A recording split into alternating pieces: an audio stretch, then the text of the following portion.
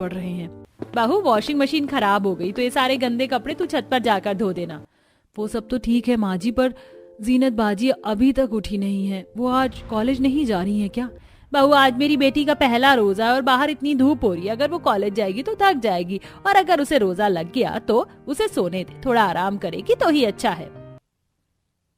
बेटी कॉलेज जाएगी तो उसे रोजा लग जाएगा, मैं धूप में छत पर कपड़े धोऊंगी तो मुझे रोजा नहीं लगेगा।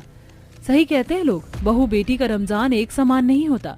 हिना दुखी होकर छत पर कपड़े धोने जाती है और 12 बजे तक अकेली घर के सारे काम खत्म कर देती है, जिस वजह से उसे काफी थकान और प्यास लगने लगती है और इसी वजह से वह नमाज पढ़कर कुछ देर आराम करने के लिए चली जाती है।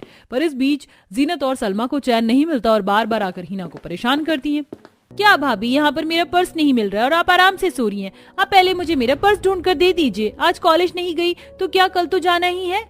जीनत, मैं अभी तो आराम करने के लिए आई थी और तुमने अपना पर्स अपने कमरे में ही रखा होगा। चलो मैं ढूंढ देती हूँ। हिना अपनी नंद के साथ उसके कमरे में जाती है, जहाँ जीनत आराम से बैठ जाती है तो वहीं हिना बेचारी उसके कमरे में पर्स ढूंढ कर देती है और खुद फिर से आराम करने के लिए चली जाती है। जैसे ही उसकी आंख लगती है, एक बार फिर सलमा उसके कमरे में आती है और उसे उठाते हुए उससे कहती है, बहू तुम आराम से सो लेना, पहले मुझे सुई धागा दे दो। मैं सोच रही हूँ कि खाली बैठे बिछौना ही सिल लूं। मैं तो कहती हूँ कि सोने से अच्छा है कि तू भी मेरे साथ बैठकर थोड़ी मदद कर दे मेरी बिछौना सिलने में।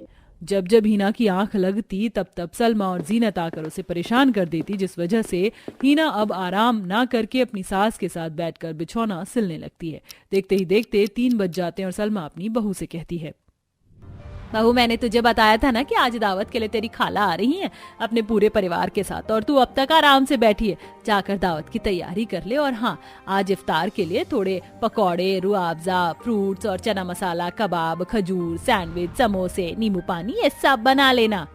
माँ जी, आज सुबह सहरी के समय भी नंद जी ने मेरी कोई मदद नहीं करी। कम से कम इफ्तारी के समय तो उनसे कह दीजिए कि काम में मेरी थोड़ी मदद करवा दे। मैं सुबह से अकेली काम कर रही हूँ और अब दावत के लिए भी खाना बनाना है। मैं अकेली इतना सब कुछ कैसे करूंगी?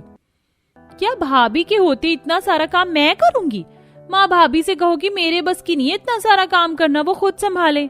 हाँ बहू, वो अभी नादान है, उससे गलती हो जाएगी और अगर उसके चक्कर में रही तो तेरा कोई काम नहीं हो पाएगा और कहीं उसे रोजा ना लग जाए इतना काम करने की वजह से।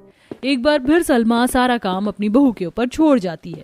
बेचारी बिना रसोई में जाकर कबाब, खजूर, सैंडविच, समोसा, नींबू पानी, पापड़, पकौड़े, चना मसाला आदि खाना अकेले बनाती है और अकेले ही बाहर जाकर जमीन पर कालीन बिछाती है और दस्तरखान लगाती है।